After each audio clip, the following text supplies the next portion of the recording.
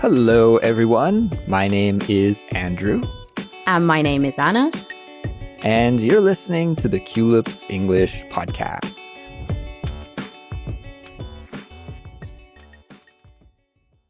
Hey there, friends. Welcome back to Culips. This is Chatterbox, the Culips series for intermediate and advanced English learners that features natural conversations between two English native speakers about something very interesting. And of course, today we have a great topic prepared for you. It's one that's near and dear to both my heart and my co-host Anna's heart.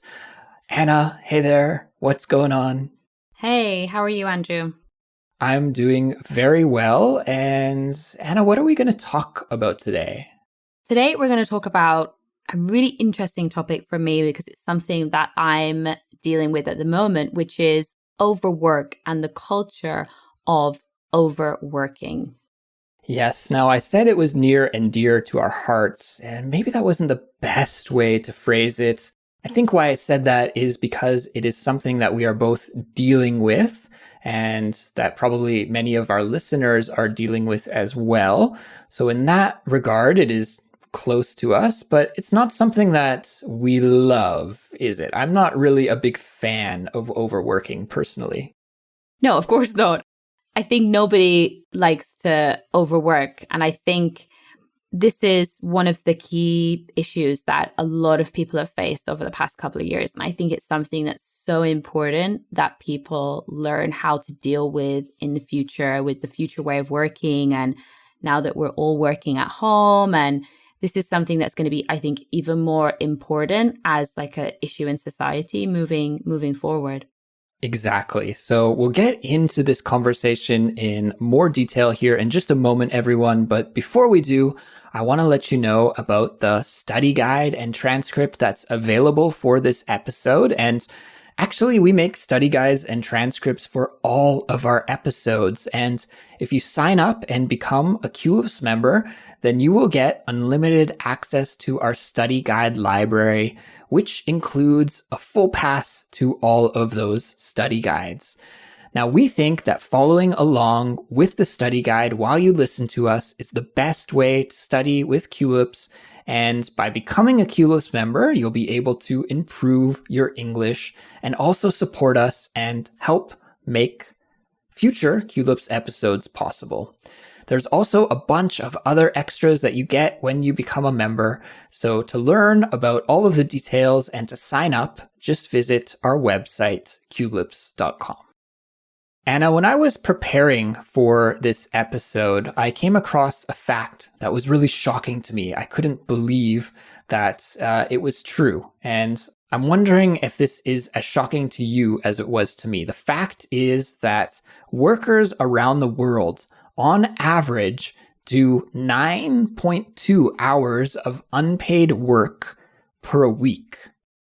Actually, I have to say, if you'd asked me that maybe a couple of years ago, I probably would have said, wow, I probably would have been more shocked. But I think with my experience and the people that I've worked with, actually, that would probably be about right. And it wouldn't even shock me, which is a shocking thing in itself that it doesn't surprise me. I think obviously this type of statistics have to do with some specific types of sectors and industries. And I do think overworking hits other industries more than others. But I know that there's this huge culture of working more than you are supposed to. And some people say, overtime, but overtime is when you're paid for something, in my view. You do extra hours and you're paid for it. This is just extra work that you're doing outside of your schedule. And honestly, right now, from my experience and the people that I know, it doesn't really surprise me. And that's the scary thing.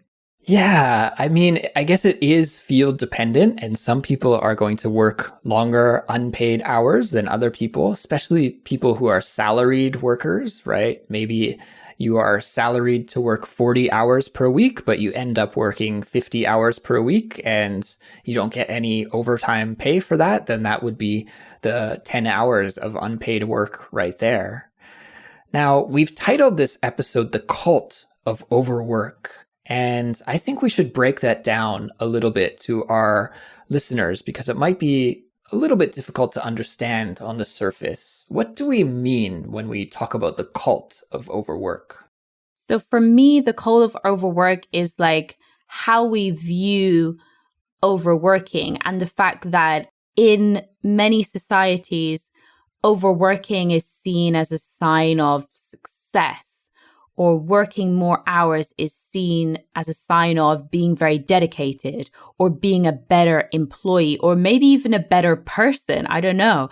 So the cult of overwork is kind of this thing, this belief that we have that the more you work, I guess the better person you are or the more successful you are. I do think that it has a link to this idea of being a moral person, being a good person. Working hard, I think, is a good thing. To have a good work ethic is seen as something which is really positive by other people. But having a good work ethic and working too much, it's like a very fine line between those two things. And I don't think that a lot of people know that line or are aware of that line.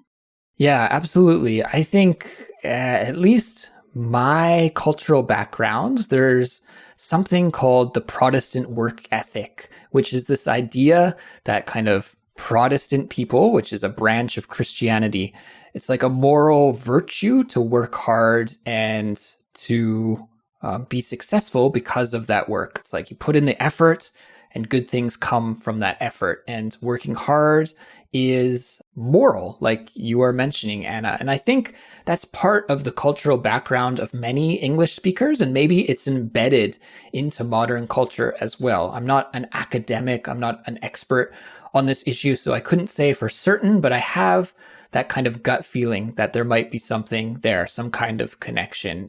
And to touch on that point in more detail with a specific example, Elon Musk, the world famous entrepreneur and businessman and billionaire, he is on the record as saying that if you want to work at one of his companies, you're going to have to work hard because he mentioned, quote unquote, that there are easier places to work, but nobody ever changed the world on 40 hours a week. So I think this hits right on that point that you were talking about. It's like if you don't work hard, if you don't overwork, then maybe you're not living up to your potential. And maybe you're not really a good person. Maybe you're a little bit lazy. Oh, sure. And this is something I battle with constantly. From my perspective, I now work more for myself than I do for a company. So I've made that transition recently, going from having the majority of my money from a salary to now working for myself, which has been a pretty stressful process, I have to say. And I'm always battling with this thing of, for example, if I take the day off, a Sunday, for example, and I don't look at my email, I don't prepare anything, then I feel guilty because I think, well, I could have made some progress on that, or I could have spent some time doing that. And I'm not sure if that's very healthy, but I do think there are some points in your life when it is important to work hard. For example, if you have an exam, if you really want a promotion, if you're working on a really important project. So there are different points in your life where maybe you have to work more than others. But the point is that a lot of people can't tolerate that level of stress or pressure for a long period of time. And if you don't look after yourself and think, okay, I need to stop or I need to slow down a little bit, if you don't kind of have that moment, then it could lead to a point where you are very burnt out and then you have to take time off. So it's kind of like a catch-22, if you work a lot, you need to make sure that you look after yourself in a physical sense and also, in a mental sense as well. And I think that's the key point that people maybe are missing sometimes. Absolutely. And there's two things that you just said, Anna, that I want to touch on because I think they're really, really interesting. The first was going into business for yourself. And Anna, I have a job at a university. I'm an instructor at a university, so I do get a salary from them. But in a lot of ways, I feel like I'm pretty independent. It's maybe different than most people who have an office job, for example. But one of the disadvantages of being an instructor is that you're always at the whim of your students and they can email you all the time, any time of the day. Often they email me at 3 or 4 a.m. because they are 20 years old and they stay up till 3 or 4 a.m. So I always feel like I'm kind of tied to my job, and there's really no times when I'm completely free from the job. And sometimes I wish that I was a businessman that had a 9 to 5, go to the office, check out at 5 and come home, and I don't think about my job until the next morning. I'm wondering, are you ever jealous of people that have a very set routine job and it's kind of like they clock in, clock out, and then that's it? I think there are pros and cons to that.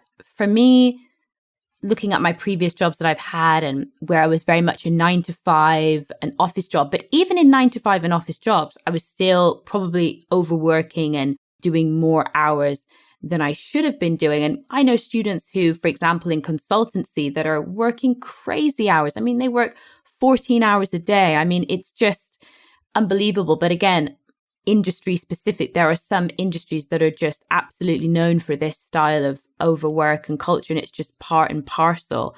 Well, I mean, you could argue it's part and parcel, or maybe some of these habits have to change. But yeah, I mean, I do feel more pressure, which I think is obvious, being somebody who's self-employed and doing your own thing.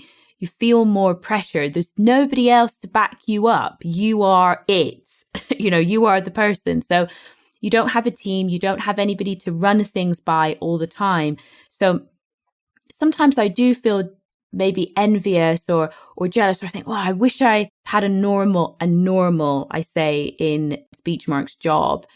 But there is really no normal job. And I have to try and remind myself that this is what I wanted. I wanted a little bit more freedom. I wanted flexibility.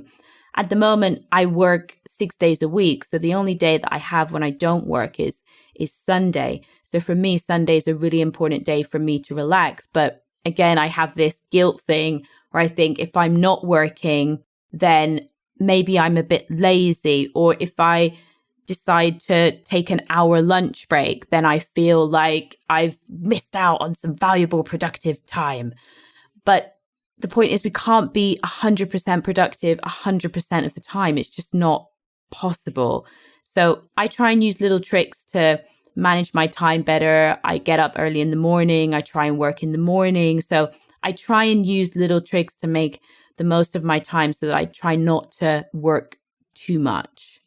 Very good. I think, yeah, maybe in my case, the grass is always greener on the other side, right? I'm like kind of idealizing a job that maybe just doesn't really exist, because these days we're so connected with our phones and email and messaging that I don't know if there's anybody that can truly escape the workplace during their off time. I think probably workers in so many different fields probably feel like I do. And maybe there is not really any jobs anymore where it's just like you clock in and then clock out and you don't have to think about the job in your off time. The second thing that you mentioned, Anna, that I wanted to bring up because I think it's really important is the idea of burnout. And we should talk a little bit about that because it's closely connected with overworking. And really what it is the result of overwork. So burnout is when you have stress from working too hard and you're just not able to manage that stress. And as a result, you kind of melt down and you can't continue to work as you would like to do. And often as well with burnout, sometimes people get ill. So maybe they will be working for a period, a very intense period, and their immune system will be low. And they're tired, they're not sleeping. Sleep is so important. When I've realized that a lot since I've become more independent, that I've really tried to look at my lifestyle, my body and my health and see how I can use that to make sure that I'm working better. Because again, it's only you. If you get ill, that's a problem. So yeah, but burnout is really difficult. And I've seen people go through that. I've experienced similar situations where you work under such high pressure that in the end, as you said, you kind of just collapse and you don't really know what to do. And it's not always obvious when people are burning out. People are very good at hiding that and seem like everything's fine. But behind that, they're really, really struggling. So I think burnout, especially now that we're really connected, as you said, we're always on, we're checking our phones. Working on things like social media is really difficult because you're checking things, you've got to reply to comments, you've got to post content. It just seems like a never ending hamster wheel. So I think the people who are going to be more successful are the people who are going to be able to manage those situations better or find ways that work for them to manage that kind of life of always being on, but somehow trying to find ways where you can relax or you can disconnect. I think that's going to be really important for people in the future. Somebody that I know recently suffered from burnout, and he got sick because of it. Like his body just shut down and he went to the hospital, and the hospital told him, you need to take some time off and you need to rest or you're going to get even worse. Your situation is going to be even worse than it is now. So he took a couple of days off and then he went right back to work. And I asked him, have you recovered? Like, are you okay now? Are you fine to go back to work? And he said that no, he didn't feel fine, but if he doesn't work, then the work just piles up. And he was more stressed about not being able to keep up with his clients and with his responsibilities at work that he felt like he needed to go back. It's really this vicious cycle where the overworking causes you to feel stress and burnout. But then when you have to take some time off to deal with these feelings of burnout, then the stress of not working kind of forces you back to work. And there's really no way to win. It seems like a lose-lose to me. Exactly. And I think one thing that's really important, especially talking about companies now, is the leadership in your company. For example, if you have a leadership team, a boss, managers that are always overworking, they're always doing overtime, then you're going to set that culture in your organization. If you're an organization that just expects people to work a lot, all the managers are doing it, then everybody else is going to do it as well. So I think it is also the responsibility of the people who are leading organizations, managing organizations to set the tone, to start the conversations about this. How can we look after you better? How are you doing? And not all companies, unfortunately, prioritize that with all their employees. But I think that you need to lead by example. If you want your team to take breaks and you want them to manage their work better, then you have to do that. Otherwise, people will just copy leadership behavior. If your boss is always overworking and working 60 hours a week, then you're going to do it because that's what people are like. So I think it's the responsibility of people who are leaders to also set good examples for that as well. But again, easier said than done. As you said with the example with your friend, the thought of things sometimes is more stressful than actually just doing it. So it is a vicious cycle. It's really difficult. I think each person has to spend some time, or should maybe spend some time, thinking about how, if they feel stressed, how to figure it out. But then again, easier said than done. It really is. Sometimes people feel so much pressure and so much responsibility. And, it's difficult to put yourself in people's shoes that are going through that. Now, the pandemic that we've all been living through for the last year and a half really, I think, has mixed things up. And one of the positive changes that the pandemic, I think, will bring in is that it is helping us to think differently about work and what work is and what we value in life. And I think this is a good thing, definitely. I know that because of the pandemic, many companies started to offer employees access to counseling or some wellness apps, like maybe some meditation apps. They paid for subscriptions. And also more people are working from home these days, and also just not having as much to do during the pandemic. I mean, of course, it depends on what field you work in. If you're a medical professional, you are probably crazy busy, but some of us in the educational field, for example, we had some time to sort of step back and reevaluate our professional lives and think about what we want to do going forward. And I think many people realized that having some extra time to spend with your family or to be involved in a passion project or one of your hobbies is something that is really important and really improves the quality of our lives. So I think there might be some good news on the horizon. I think a lot of people are taking a step back these days and thinking about overwork and realizing that it's just not worth it for their overall quality of life and mental health. And I really hope that this might be one of the lasting impacts of the pandemic, is that it ushered in kind of a new age of a more employee-friendly work culture. Definitely. I think any conversation which opens up that kind of dialogue about, are you all right? Can we do anything to help you? How's the project going? Do you feel that you can manage it? These types of questions just make, I think, people feel more valued. And if you feel more valued, then you're ultimately going to do a better job. So that is a win-win rather than a lose-lose for companies. Yes, so let's hope that more companies going forward start to think that way. I think that would be good for everyone, as you said. And I want to wrap this episode up with a kind of fun question that's kind of related to what we've been talking about. And I have to admit that I'm guilty of doing this. So if you are too, don't feel embarrassed. And I'm curious, have you ever sent an important email, maybe to a business colleague or a boss or even a professor when you were a student, and timed the email to arrive at a different time from when you wrote the email so that you would seem more professional?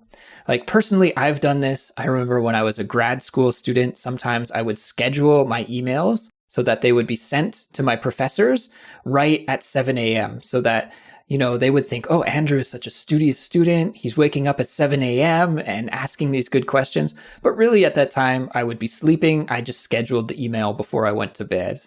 Have you ever done this kind of thing? Yeah, maybe. I mean, maybe I haven't scheduled emails to leave at different times, but sometimes I might send an email in the morning, for example, very early in the morning. Maybe, I'm awake, I'm doing things, I'm being productive. Maybe it has that kind of undertone to it as well. But I'm sure I'm definitely guilty of maybe staying a bit later in the office to show that I'm really dedicated or going the extra mile. I'm sure I'm definitely guilty of that. Less so now, but I would say definitely in my early career when I was a graduate, absolutely. I wanted to make sure that people knew I was committed and that I was dedicated and a hard worker. Because for me, the ultimate thing is for someone to think that I wasn't a hard worker. That's like the ultimate thing that would make me feel really bad. Like if somebody thought I was lazy, like that would make me feel really, really, really embarrassed. And I would hate that. So hands up, I'm sure I'm guilty of that. Yeah, it's also one of the difficult things about starting out as a young person in a new career is that often when you're kind of at the bottom of the food chain in a new company, you have to be the first to arrive and the last to leave. And it's not about really the quality of the work that you're doing. It's about the appearances, right? You want to look like a hard worker, look like you're being really productive. And this can, just spur on burnout. And I think this whole kind of corporate culture needs to be changed. I think at the end of the day, the results of your work should be more important than, putting in face time at the office. Absolutely. And one of the things I remember one of my best managers saying to me was, Anna, I don't care how many hours that you work, but what I want to see are the outputs of what you're doing. So if I can see the outputs, then I'm very flexible about your schedule. And I think this is the type of attitude that would just be fantastic across all different types of professions. So we can hope, Andrew. Let's see what happens.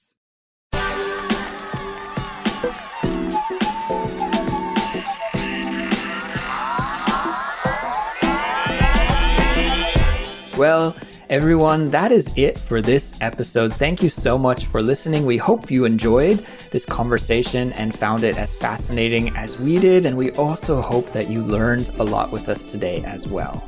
Our website is culips.com. And again, if you want to get the study guide, including the transcript and practice exercises for this episode, then just check out the website to download it. Becoming a Culips member is a great way to support us, but it's not the only way. You can also support us by leaving us a 5-star rating and a nice review on your podcast app, telling your friends about Culips, and following us on social media. That's right. You can stay up to date with Culips by following us on YouTube and Instagram. And everyone, we would like to hear your opinion about this topic of overwork and burnout. Our email address is contact@culips.com. Please send us your reaction to this conversation today. Additionally, if you have a question or a suggestion for an upcoming episode topic, then we'd love to hear from you as well. We'll be back soon with another brand new episode, and we'll talk to you all then. Bye. See you later.